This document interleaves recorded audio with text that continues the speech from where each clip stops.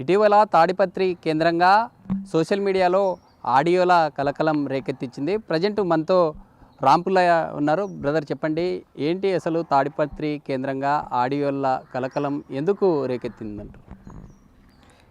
ముందుగా రెండు రాష్ట్రాల ప్రజలకు నమస్కారం తెలియజేసుకుంటున్నాను. నిన్న జరిగిన ఒక ఆడియో కలకలం అనేది ఇది ప్రజాస్వామ్యబద్ధంగానే చేయని వ్యవస్థలపై పోరాటం అనే చెప్పాలి. నేను తాడపత్రిలో ఉన్నటువంటి జేసీ ప్రభాకర్ రెడ్డి గారు చాలా సంవత్సరాలుగా అతను చేస్తున్న అసాంఘిక కార్యకలాపాలపై చాలా సంవత్సరాల నుండే వ్యతిరేకిస్తున్నాను. ఆ వ్యతిరేకతలో భాగంగా కొన్ని కుట్రలు నాపై జరిగినాయి. నాపై ఈ పోలీసు వ్యవస్థలను అడ్డం పెట్టుకొని 4 సార్లు మర్డర్ అటెంప్టులు జరిగినాయి. ఈ 4 మర్డర్ అటెంప్టులు అనేటివి కూడా మా సామాజిక వర్గంకు చెందిన వ్యక్తులతో చేపించినారు. ఇంకొకటి, నేను ఎక్కడ దురుసుగా ప్రవర్తించినాడు అని నా మీద అలిగేషన్స్ చేస్తున్నారు, కానీ నేను ఎక్కడ దురుసుగా ప్రవర్తించలేదు. ఇక్కడ కుట్రకోణం అనేది ఈ పోలీసు వ్యవస్థ, శాసన వ్యవస్థలు ఇద్దరు కలిసి నాపై చేస్తున్న కుట్ర. ఈ కార్యనిర్వాహక వ్యవస్థలను అడ్డం పెట్టుకొని, ఎందుకంటున్నానంటే 4 ఎస్పీలపై నేను కేసు వేయడం జరిగింది. ఆల్రెడీ కోర్టు ఆర్డర్లు కూడా ఇచ్చినాయి. నోటీసులు ఇవ్వమని చెప్పి కూడా 5 సంవత్సరాల నుండి హైకోర్టులో అడుగుతున్నా కానీ నోటీసులు ఇవ్వకోకుండా కూడా పోలీసు వ్యవస్థ నిర్వీర్యం చేస్తుండడం కూడా ప్రజలు గమనించాలా.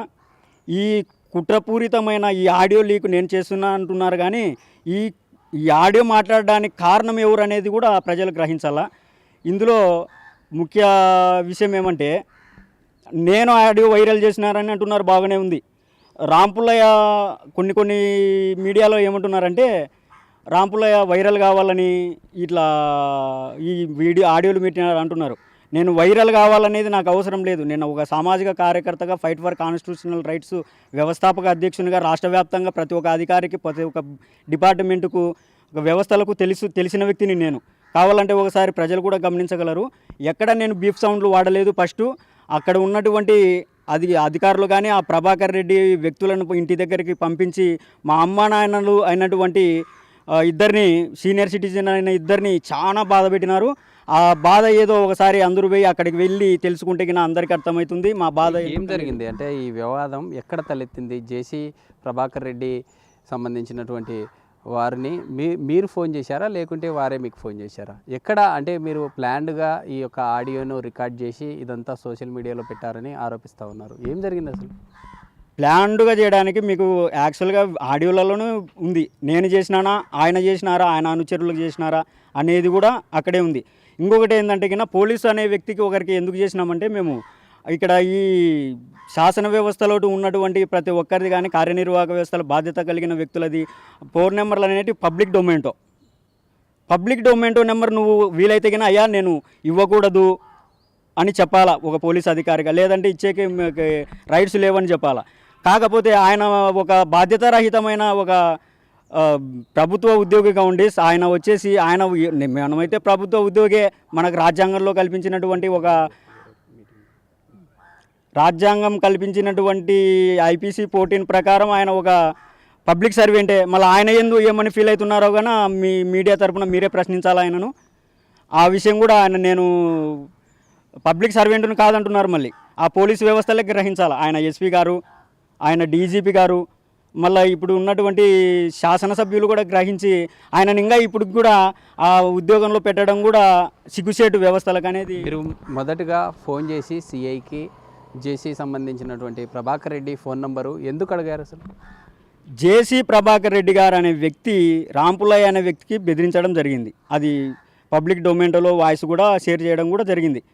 ఎందుకంటే ఆయన ఇప్పుడు ఒక ఎస్పీ పైన ఒక అలిగేషన్ ఉంది. ఎస్పీ పకీరప్ప అనే వ్యక్తి పైన ఇక్కడ కర్నూలు జిల్లాలో కానీ అనంతపురం జిల్లాలో కానీ పనిచేసిన వ్యక్తి ఈయన పైన హైకోర్టు ఆర్డర్ ఇచ్చి తాడపత్రి కోర్టులో ఈయన పైన చర్యలు తీసుకోండి అని ఆర్డర్ ఇవ్వడం జరిగింది. ఈ ఆర్డర్ ఇచ్చిన వాటిలో హైకోర్టుకు పోయి ఈయన క్వాస్కు వేయడం జరిగింది. హైకోర్టు కూడా ఈ క్వాస్ను తిరస్కరించి నువ్వు తాడపత్రి కోర్టులోనే నువ్వు విచారణకు హాజరు కావాలని హైకోర్టు ఆదేశించడం జరిగింది. హైకోర్టు ఆదేశించిన కానీ కింది కోర్టులో, తాడపత్రి కోర్టులో మెజిస్ట్రేట్ గారు ఆయనకి విచారణకు పిలిచకపోవడం గమనార్హం. ఇదే విషయంపై జనవరి 7వ తేదీ ఆంధ్రప్రదేశ్ హైకోర్టులో ఒక అమరావతి హైకోర్టులో రిజిస్ట్రార్ గారికి కంప్లైంట్ చేయడం జరిగింది. మళ్ళీ ఇప్పటికి కూడా ఈ వ్యవస్థలు ఇలా అసహనంగా ఉండడము, నాపైన కాబట్టికల్లా ఎవరు ఈ ప్రేరేపణ చేసినారనేది మీరే గ్రహించాలి. ఎక్కడే కానీ మీరు ఒకటి బాగా గమనించాలి. పోలీస్ అధికారితో మీరు ఏం మాట్లాడారు? మీరు మాట్లాడినటువంటి ఆడియోలో మీరు దుర్బలశంగా మాట్లాడారని కూడా తెలుస్తూ ఉంది. ఆడియోలో ఒక పోలీస్ అధికారి మీద అలా మాట్లాడాల్సిన అవసరం ఏముంది? అంటే మీకు ఏదన్నా వైసీపీ సంబంధించినటువంటి నాయకులు బ్యాక్ ఎండ్ ఉండి ఈ విధంగా మాట్లాడించారా? మీరు ఒకటి గ్రహించాల్సింది ఏంటంటే, నేను ఎటువంటి పార్టీకి సంబంధించిన వ్యక్తిని కాదు, ఎవరికి బ్యాక్ సపోర్టు నాకు లేదు. నేను వైసీపీ ప్రభుత్వం ఉన్నప్పుడే అక్కడ ఉన్నటువంటి కేతిరెడ్డి పెద్దారెడ్డిని మేము ఒక అండర్స్టాండ్లో ఇట్లా పని చేస్తామని చెప్పడం జరిగింది. ఆయన చేయకపోగా ఆయనను ప్రశ్నించిన వ్యక్తిని నేను ఏ పార్టీకి సంబంధించిన వ్యక్తిని కాదని మరోసారి తెలియజేసుకుంటున్నాను. నాకు ఎటువంటి బ్యాక్ సపోర్ట్ లేదు. నేనే పేద ప్రజలకు బ్యాక్ సపోర్ట్గా ఉన్న వ్యక్తిని. నాకు ఎవరి సపోర్ట్ కూడా అవసరం లేదు, ముందు కూడా రాకూడదని కూడా కోరుకుంటున్నాను. జేసీ ప్రభాకర్ రెడ్డి మీద మీరు ఎందుకు అంత యొక్క దుర్బలశంగా మాట్లాడాల్సిన అవసరం వచ్చింది? అసలు మీరు ప్రతిసారి దుర్భాషంగా అంటున్నారే కానీ నేను ఎక్కడా కానీ దుర్భాషంగా మొదటిగా మాట్లాడలేదు. చూడండి బాగా, మళ్ళీ ఒకసారి ఆడియోలన్నీ గమనించండి. ప్రభుత్వ అధికారి అయ్యిండి విచక్షణ కోల్పోయి ఆయన మాట్లాడినాడా? ప్రజా వ్యవస్థలో ఉన్న శాసనసభ్యుడు, మాజీ శాసనసభ్యుడు ఉన్న వ్యక్తి ఇట్లా సీనియర్ సిటిజన్ల ఇంటి దగ్గరికి వెళ్ళిపోయి పంపించి బెదిరించి మళ్ళీ నాకు ఫోన్ చేసి బెదిరించడము సమ్యాసమా అనేది మీరు గ్రహించాలి. ఎక్కడే కానీ ఎవరు ఇది స్టార్ట్ చేసినారనేది మీరు గ్రహించాలా మీడియా వాళ్ళు అని నేను ఒకసారి. తాడిపత్రి సోషల్ మీడియా గ్రూపుల్లో రాంపుల్లయ్య అనేటటువంటి పేరు, రాంపుల్లయ్య మీద 4 కేసులు ఉన్నాయని చెప్పి అలిగేషన్ చేస్తూ ఉన్నారు. ఆ 4 కేసు ఫాల్స్ అలిగేషన్ అనే చెప్తున్నాను. ఇంకొకటి ఏదంటే ఈ 4 కేసులలో ఎటువంటి విచారణకు నోసుకొని కేసులు ఇవి. ఈ 4 కేసులలో పోలీసులు ఛార్జ్షీట్ వేయమని కూడా నేను మనస్ఫూర్తిగా ఇప్పటికి కోరుకుంటున్నా. అవి ఎటువంటి నా పైన అది అధికారమైన ఆరోపణలైనా కానీ అనధికారంగా అది చల్లనివి అది అని నేను. ఆ 4 కేసుల్లో కొన్ని కోర్టులో కూడా పెండింగ్లో ఉన్నాయి. అంటే ఒకటి సారాయి కేసు కావచ్చు, లేదా మహిళల పట్ల దురుసుగా ప్రవర్తించారనేది ఒకటి, బ్యాంకులో లోన్ ఎగేశారు అంటూ కూడా ఆరోపిస్తూ ఉన్నారు. అంటే ఈ మధ్య కాలంలో బ్యాంక్ అధికారులకు కూడా మీరు ఈ యొక్క కొంత ఇబ్బందులు కలిగించేటటువంటి అంశంగా మాట్లాడినారని చెప్తా ఉన్నారు. బ్యాంకు అధికారులను ఇబ్బంది కలిగించినారంటున్నారు, మాట్లాడినామంటున్నారు. ఆ మాట్లాడిన మాటలు కూడా మీరు చెప్పాలా, ఏం మాట్లాడినారు? ఇప్పుడు మేము మాట్లాడేది మేము వాయిస్ ఆడియో పరంగా, మీరు ఎందుకు ఆడియో రిలీజ్ చేసినారంటున్నారు. మేము ఎందుకు ఏం మాట్లాడినామనేది మేము ఆడియో రిలీజ్ చేసినాం. కాకపోతే మీరు గ్రహించాల్సిందంటే వాళ్ళని ఏమైనా దురుసుగా ప్రవర్తించినాం అనేది మీరు కూడా ఏమైనా సాక్ష్యాలు ఉంటే ఇవ్వండి అని అడగండి. ఇవన్నీ ఫాల్స్ అలిగేషన్స్. ఒక వ్యక్తి ఎదుగుదలను ఓర్చుకోలేక చేస్తున్న ఫాల్స్ అలిగేషన్స్. ఇంకోటి, నేను ఆడవాళ్ళతో అసభ్యంగా ప్రవర్తించిన అంటున్నారు కదా. ఇప్పుడు ఎన్ని సంవత్సరాలు అయితే ఆ కేసు పెట్టి విచారణ వేయండి, ఛార్జ్షీట్ వేయండి. ప్రతిసారి నన్ను రాజీ చేసుకుంటావా అని పోలీసు వాళ్ళు ఎందుకు అడగాల? ఎందుకంటే అక్కడ ఇక్కడ ఎటువంటి సాక్ష్యాలు లేవు. ఆ అమ్మాయి భర్తకు విడాకులు లేకోకుండా వేరే వాళ్ళ దగ్గరికి పోయి సంసారం చేస్తున్న అమ్మాయిని పిలుచుకొచ్చి నా మీద అలిగేషన్ చేయించినారు. ఒకసారి అక్కడ కూడా పోయి ఎవరు ఏం కథ అని ఒకసారి ఎంక్వైరీ చేస్తే నా మీద ఫాల్స్ అలిగేషన్ చేసినారా లేదంటే అది నిజమైన ఆరోపణలు అనేది మీ మీడియా ద్వారా మీరు కూడా తెలియాల్సిన బాధ్యత ఉంది. అంటే ఈ మధ్యకాలంలో మీకు పోలీసు అధికారుల నుండి ఏదైనా ఫోన్స్ రావడం కానీ, అంటే ఈ జరిగినటువంటి ఘటనకు సంబంధించి ఏదైనా మాట్లాడడం జరిగిందా?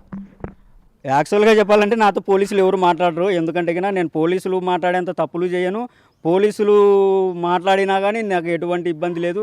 ఆల్రెడీ ఇప్పుడే చేసినారు డిఓలు, వాళ్ళు వీళ్ళు మాకు చేస్తున్నారు. ఎంత సక్రమంగా మేము మాట్లాడతాం? మీ ముందరే వచ్చినాయి మాకు ఐఆర్పీసీఎల్ అధికారులే ఫోన్ చేస్తున్నారు. మేము ఎట్లా మాట్లాడుతున్నాం, వాళ్ళు ఎట్లా మాట్లాడుతున్నారు అది మీరు గ్రహించారు కొద్ది క్షణాల క్రితం కూడా. అయినా కానీ వీళ్ళు ఫాల్స్ అలిగేషన్ చేస్తున్నారు అనేది మాకు ఎవిడెన్స్తో మా దగ్గర ఉన్నాయి. 4 ఎస్పీల మీద ఎఫ్ఐఆర్లు కట్టమని కోర్టులో విచారణ జరుగుతుంటే విచారణకు పిలిచని వ్యవస్థలు ఉంటే ఏమి, లేకపోతే ఏమనేది మా భావన ఒక సామాజిక వ్యక్తిగా. అంటే ఎందుకు ఇదంతా బ్యాంకులో ఆ లోను కట్టాలనేటటువంటి కాల్ ఎందుకు వచ్చింది? మీరు మెయిన్గా మీరు ఆరోపించింది ఏంటి? అసలు జేసీ ప్రభాకర్ రెడ్డి అమౌంట్ లోను కడితేనే మేము కడతామని చెప్పి మీరు ఏదైనా మాట్లాడారా? ఫస్ట్ మీరు ఒక విషయం తెలుసుకోవాలండి. జేసీ ప్రభాకర్ రెడ్డికి బ్యాంకుకి ఏం సంబంధం తెలుసుకోవాలా ఫస్ట్. జేసీ ప్రభాకర్ రెడ్డి లోన్ కట్టారా, వాళ్ళు కడితే మేము కడతామనేటటువంటి యాంగిల్లో మీరు మాట్లాడారని చెప్పి ఆరోపణలు వస్తూ ఉన్నాయి. మీకు చెప్తానే ఉన్నా, నాకు లేచిన వాళ్ళ నుండి పడుకునేంతవరకు ఆరోపణలే, నిరూపణలు ఒకటైనా చేయండి అని కోరుకుంటున్నాను నేను. 4 కేసులు ఉన్నాయంటున్నారు. 4 కేసులు ఉన్నా నేనే తాడిపత్రి క్రిమినల్ అని ఆ ప్రభాకర్ రెడ్డి పోలీసులు ఇద్దరు కలిసి కుట్రపూరితంగా వేయించినారు. 100 కేసులు ఉన్నాయని చెప్పి లేచినాల నుండి ప్రభాకర్ రెడ్డి చెప్తున్నాడు. ఆయన ఏమవుతాడు? మీరే గ్రహించాలా, ఆయననే అడగాల. నేను ఆయనతో అసభ్యంగా మాట్లాడి అంటున్నారు. నేను ఎక్కడ మాట్లాడలే, ప్రేరేపించినది వాళ్ళు. ఇంకొకటి ఏంటంటే ఇదే ప్రభాకర్ రెడ్డి లేచినాల నుండి పడుకునేంత వరకు ఎట్లా ఏ పదజాలం వాడతాడు అనేది అందరికీ తెలుసు. ఆయనను ఎందుకు మీరు క్వశ్చన్ చేయకున్నారు అనేది నా పరంగా మీ మీడియాని నేను క్వశ్చన్ చేస్తున్నా. ఈ వరుస అధికారులు కావచ్చు, పొలిటీషియన్స్ మీద వస్తున్నటువంటి ఆడియోలు ఏవైతే ఉన్నాయో, వస్తున్నటువంటి ఆడియోల మధ్య ఆంతర్యం ఏంటి? అంటే ఎవరైనా బ్యాక్ ఎండ్గా సపోర్ట్ చేయడంతోనే మీరు ఈ విధంగా చేస్తున్నారా? మీరు బ్యాక్ ఎండ్ అని నేను ఏమంటున్నానంటే నా మొబైలే పబ్లిక్ డొమైన్లో పెడతాను. నాకు ఎప్పటి నుండి నాకు ఏ ఒక్క రాజకీయ నాయకునితో నాకు సంబంధాలు లేవు, ఎవరితో నాకు సంబంధాలు లేవు, సాన్నిహిత్యాలు లేవు అని చెప్తున్నా. నేనేమంటున్నానంటే నేను లిఖితపూర్వకంగా రాపిస్తాను, నా మొబైల్ ట్రాకింగ్ చేసుకోండి. అట్లా ఎవరన్నా ఉన్నారనుకుంటే కన్నా ఒక సాక్షి మీడియాలోనే చెప్తున్నారు దళిత నాయకుడని, మిగతా వాళ్ళందరూ వైసీపీ నాయకుడు అంటారు. మళ్ళీ ఇదే సాక్షి మళ్ళీ నేను వైసీపీ నాయకుడు అయితే ఎందుకు మళ్ళీ దళిత నాయకుడు అంటున్నారు? నేను వైసీపీ నాయకుడు అనడానికి మీ దగ్గర సాక్ష్యాలు ఏమున్నాయి? ఇది కూడా మీ మీడియా వాళ్ళే సక్రమంగా చూపించాల్సిన వాళ్ళే మిస్గైడ్ చేస్తుంటే నేను ఎవరికి చెప్పాలా? మరి ఏదైనా ఫర్దర్గా మీరు ఏదైనా ఫైట్ చేసే ఛాన్స్ ఉంటుందా? అంటే మీరంతా ఫాల్స్ అంటున్నారు కదా, ఈ 4 కేసులకు సంబంధించి మీరు ఫర్దర్గా ఎలా ముందుకెళ్తారు? మరి మేము ఆల్రెడీ ముందుకు వెళ్ళినాము. అసలు మేము ఏమంటున్నామంటే ఆ 4 కేసులకు నువ్వు షార్ట్ షీట్ వేస్తే కినా ఆ షార్ట్ షీట్ వేసి ఒకరోజు నన్ను జైల్లో పెట్టినా కానీ పోలీసు వ్యవస్థ మీద నేను యాక్సెప్ట్ అంతా. నేనేమంటున్నానంటే ఆ ఫాల్స్ అలిగేషన్స్ అంటున్నా కదా, ఒక్క కేసును వాళ్ళు నిరూపించినారని షార్ట్ షీట్ వేయండి. అప్పుడు నా మీద షార్ట్ షీట్ వేసినప్పుడు నేను చేసే ఫైట్ చూడాలి కదా. ఏం చేయకుండా ఆరోపణలు లేచిన నుండి 100 కేసులున్న ప్రభాకర్ రెడ్డి ఏమవుతుంది అంటున్నాడు నా మీద. నా ఫాల్స్ అలిగేషన్లు. నేను ఎక్కడ జైలుకు పోలేదు, నన్ను ఒక రోజు పోలీసు వాళ్ళు జైల్లో కూడా పెట్టలేదు ఎక్కడే. కానీ నా మీద పెట్టిన కేసులు కూడా పోలీసులే. పోలీసులు కేసులు పెట్టి పోలీసులు షార్ట్ షీట్ వేయలేకపోతున్నారంటే వాళ్ళ అసమర్థత కింద నేను తీసుకుంటా. ఇది పోలీసుల అసమర్థత అంటాను నేను. మీరు ఇంకోటి నేను చెప్తున్న విషయం ఏమంటే ఈ మీడియా ముందుకు రావడానికి కారణము నన్ను నిన్న నుండి రాంపులా అబ్స్కాండ్ అని చూపిస్తున్నారు కొన్ని ఛానల్లో. నేను పబ్లిక్ డొమైన్, నేను ప్రతిసారి నిన్న కూడా అనంతపురం జిల్లా పీడిఎం కోర్టులో ప్రస్తుత జగదీష్ ఎస్పీ గారి పైన ఒక కేసు విచారణలో నేను అక్కడ ఉన్నాను. నేను ఎప్పటికీ నా ఫోన్ ఆన్లో ఉంటుంది. నేను చెప్తున్నా ప్రతి ఒక్కరికి, నేను ఎప్పుడే కానీ నేను మిస్ అయ్యే వ్యక్తిని కాదు, మిస్ కూడా కాను. ఒకవేళ పోలీసులు ఏదైనా అసాంఘిక కార్యకలాపాలు నేను చేసినానంటే ఆ చట్టపరంగా చర్యలు తీసుకునే నేను అంగీకరిస్తాను.